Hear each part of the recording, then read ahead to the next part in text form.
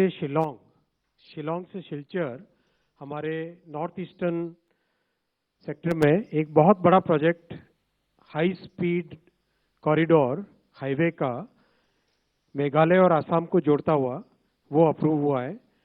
बहुत बड़ा प्रोजेक्ट है, 22,864 करोड़ रुपीस का इसका एस्टिमेटेड कॉस्ट है। 166 किलोमीटर्स, 4 लेन, एक्सेस कंट्रोल्ड, बहुत इंपॉर्टेंट। अगर आप इसको मैप पे देखेंगे, आपको पिंक कलर का जो एग्जिस्टिंग हाईवे दिख रहा है, ये हाईवे, और कंपेयर करिए अब आप ब्राउन एंड रेड। यहाँ पे अगर आप कंपैरिजन करेंगे ब्राउन और रेड, ये red colour is from Shillong to Silchar.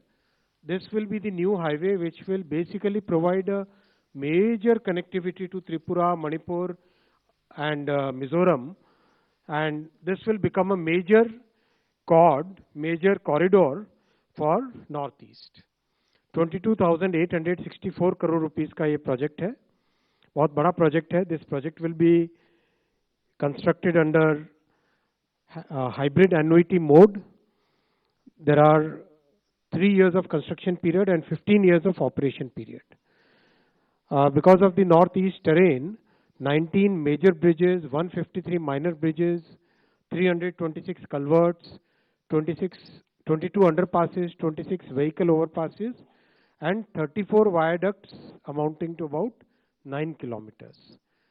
बहुत ही complex project है, and this will become a major lifeline for the entire northeast. I'll come to the second decision. आप सब जानते हैं कि प्रधानमंत्री श्री नरेंद्र मोदी जी ने अपने कार्यकाल के आरंभ से ही किसानों के हित में बहुत फैसले लिए हैं, और जो ये ऐतिहासिक तीसरी टर्म है, इसमें तो मोदी जी ने एक के बाद एक किसानों के लाइवलीहुड को इम्प्रूव करने के लिए हर तरह के अच्छे फैसले लिए हैं. आज एक बड़ा फैसला हुआ है, शुगर केन सीजन 2025, इस सीजन के लिए fair and remunerative price sugarcane का डिसाइड किया गया है. आप सब जानते हैं कि this is the benchmark price below which sugar factories can not purchase. That means they have to purchase at this or above price. Actual calculation of FRP is done on the basis of variety of factors. CACCP is the CACP, Agriculture Cost and Prices Committee. That committee basically works out the costing. किसानों के बहुत सारे factors, cost of production को, margin को, reasonable margin रहना चाहिए, recovery rate कितनी है शुगर केन में, सब चीज़ों को ध्यान में रखते हुए ये फैसला लिया जाता है.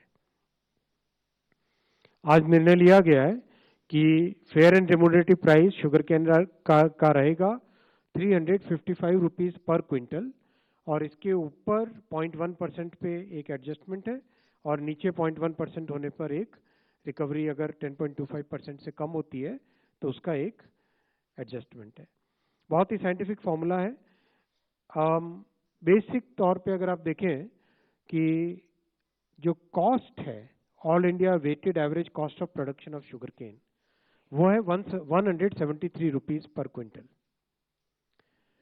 ऑलमोस्ट उसका डबल प्राइस डिसाइड किया गया है 355 रुपीज़ पे. 105% more than the cost. This is very important figure. 2023-24 इस पीरियड का जो एग्रीकल्चर, इस शुगर केन सीजन के जो कंप्लीट लेटेस्ट डेटा है, उसके हिसाब से शुगर केन फार्मर्स को 1,11,701 करोड़ रुपए शुगर केन के दाम के रूप में मिले हैं, जो कि एक बहुत अच्छा रेम्यूनरेटिव प्राइस माना जाता है. शुगर का प्रोडक्शन 320 लाख मेट्रिक टन, और शुगर केन की crushing 3190 lakh metric ton. Overall youth और मिडिल क्लास के लिए इंफ्रास्ट्रक्चर, ट्रांसपोर्ट सेक्टर को इम्प्रूव करना, और series of decisions for farmers welfare, ये सारे फैसले अब तक के ऐतिहासिक तीसरी टर्म में लिए गए हैं. मैं बहुत क्विकली इन दोनों सब्जेक्ट्स, एकदम लिमिटेड इन्हीं दोनों सब्जेक्ट्स पे, अगर कोई क्वेश्चंस हो तो आप पूछें, केवल इन्हीं दोनों पे. 145. सर नमस्ते, इधर सुजीत ठाकुर, दैनिक भास्कर से. सर आपको सर, देश जिस गन्ने लेफ्ट में होते थे, राइट में आ गए. सर मैं अभी मौसम ऐसा राइट में ही रहना पड़ेगा। देश जिस गन्ने के जूस का इंतजार कर रहा है उसके बारे में सर कुछ। 22। सर मैं लक्ष्मण CNBC आवाज से। ये किसानों को जो आपने 23-24 में 1,11,701 करोड़ रुपए देने का यहाँ पे पेड किया गया ऐसा बताया, तो ये FRP बढ़ाने से और जो शुगर केन का प्रोडक्शन का एस्टिमेट है तो उससे कितना अतिरिक्त पैसा किसानों को मिलेगा ओवरऑल? इससे ज़्यादा ही मिलेगा। 1,11,000 करोड़ 23-24 का डेटा है, इससे ज़्यादा ही मिलता है हमेशा। 4 please. Sir, I am Deepak from Times of India. You know about this Silchar project. What we have seen in Uttarakhand, where we went for 2-lane and paved shoulder, and also in Shimla projects, because of hill cutting, you know there is a major environmental disaster. In this part also it's a hilly area, and we are building 4-lane, which is ideally should not be done. What kind of precautions are being taken to ensure that we don't encounter similar problems? Design के सारे precautions इन सब projects में लिए गए हैं। विशेषकर जहाँ पे टनल्स बनानी है वहाँ पे ज़्यादा ध्यान दिया गया है। जहाँ पर रोड के हिल के साइड में है वहाँ पर भी बहुत स्लोप स्टेबलाइजेशन वगैरह के सारे प्रिकॉशंस जो साइंटिफिक प्रिकॉशंस है, एनवायरमेंटल प्रिकॉशंस है, वो पूरे लिए गए। 17. Thank you, ma'am. Mr. Vaishnav, my name is Tripti Nath. I'm an independent journalist. We welcome the affirmative steps that the government has taken with regard to highway connectivity and for farmers' welfare. But the million-dollar question is national security. I'm sorry, we can't. Not in the cabinet briefing. Yeah, carry on. No more hands up. Yeah. दे दीजिए mic. 45. Welcome to this is Vibhuti. My question is specifically about on Odisha issue because you belong from that state. I am from the Sambad. Cabinet का पूछो। ये press conference नहीं है दोस्त, ये cabinet briefing है।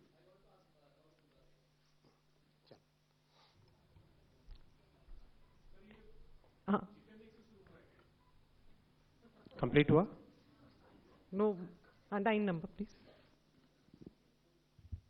So will you kindly enlighten us about the some decision taken at the meeting of CCPA?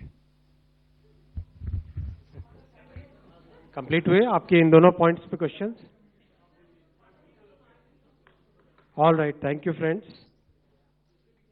Thank you, friends. I also wanted to share with you one more decision.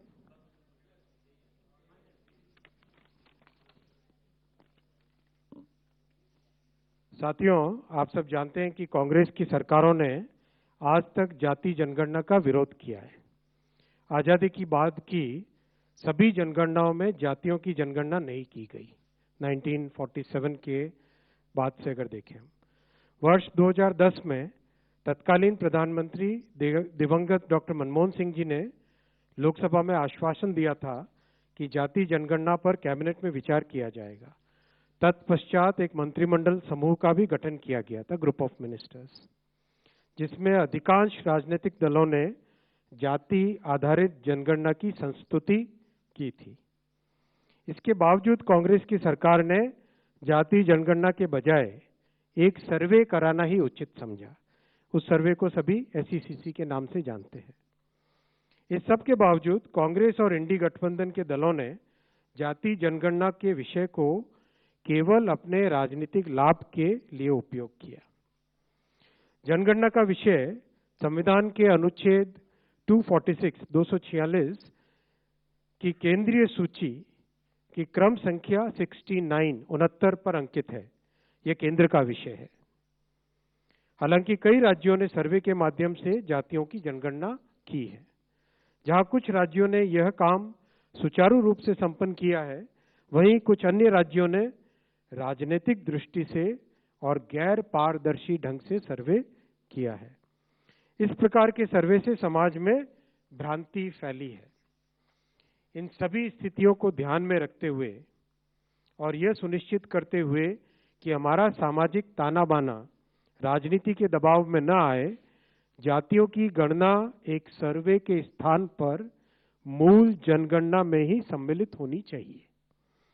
इससे यह सुनिश्चित होगा कि समाज आर्थिक और सामाजिक दृष्टि से मजबूत होगा और देश की प्रगति भी निर्बाध चलती रहेगी। आज दिनांक 30/4/2025 के दिन प्रधानमंत्री श्री नरेंद्र मोदी जी के नेतृत्व में राजनीतिक विषयों की कैबिनेट समिति ने यह निर्णय लिया है कि जातियों की गणना को आने वाली जनगणना में सम्मिलित किया जाए। यह इस बात को दर्शाता है कि वर्तमान सरकार देश और समाज के सर्वांगीण हितों और मूल्यों के लिए प्रतिबद्ध है। जैसे कि पहले भी जब समाज के गरीब वर्गों को 10% आरक्षण का प्रावधान किया गया, तब भी समाज के किसी घटक में तनाव उत्पन्न नहीं हुआ था। Friends, I will read this statement in English. Congress governments have always opposed caste census. Caste was not included in all the census operations conducted since independence. In 2010, then Prime Minister late Dr. Manmohan Singh ji had assured the Lok Sabha that the matter of caste census should be considered in the cabinet. A group of ministers was formed to consider this subject. Most of the political parties had recommended caste census. Despite this, Congress government decided to conduct only a survey of caste instead of a caste census. That survey is known as SECC. It is well understood that Congress and its India alliance partners have used caste census only as a political tool. As per Article 246 of the Constitution of India, the subject census is listed at 69 in the Union list in 7th schedule. According to Constitution of India, census is a union subject. Some states have conducted surveys, I am repeating the word, surveys, to enumerate castes. Some states have done this well, while some others have conducted such surveys purely from a political angle in a non-transparent way. Such surveys have created doubts in the society.